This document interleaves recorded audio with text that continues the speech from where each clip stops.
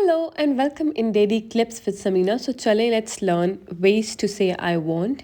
मतलब कि different तरीक़ों से आप कैसे मैं चाहती हूँ कह सकते हैं या मैं चाहता हूँ कह सकते हैं. So let's start without wasting our time. So first we have I wish.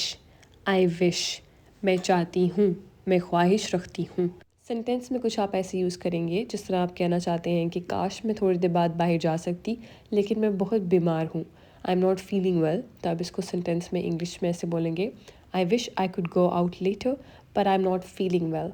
Okay, moving on we have I hope, जिसके मायने उम्मीद के हैं और इसको आप सेंटेंस में ऐसे यूज़ कर सकते हैं जैसे I hope that you will be able to come back soon.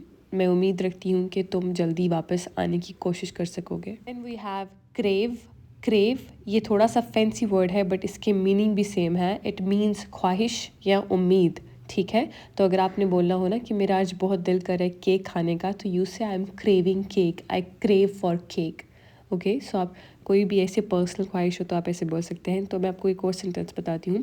Somebody who is been on diet for weeks might crave for some chocolate. Urdu में इसके मायने होते हैं कि जब कोई डाइट पे होता है पिछले 2 हफ्तों से तो उनका दिल ललचा रहा होता है टू ईट चॉकलेट. ठीक है. Moving on, let's jump to our next 3 words, which are very interesting ones. So let's start without wasting our time. I long for. I long for. Let's say अगर आपने कोई बोलना हो कि आज मेरा दिल चाह रहा है कि मैं कोल्ड ड्रिंक पीऊँ इस गर्मी में, तो आप उसको सेंटेंस में कुछ ऐसे बोल सकते हैं. I long for a nice cold drink on a hot summer's day. I long for a nice cold drink on a hot summer's day. Moving on, we have I feel like. I feel like.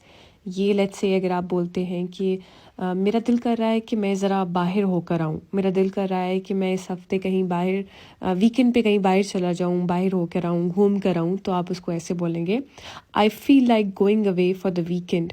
I feel like going outside. Last but not the least we have our last word which is I fancy. I fancy और इसके मतलब भी पसंद करने के हैं या फिर ख्वाहिश रखने के हैं.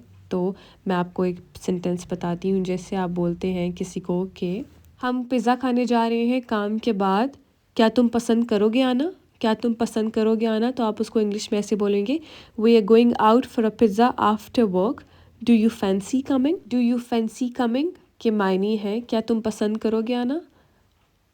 On this note, I will end my video. I hope you learned something. I'll be back with more such videos. Allah Hafiz, guys.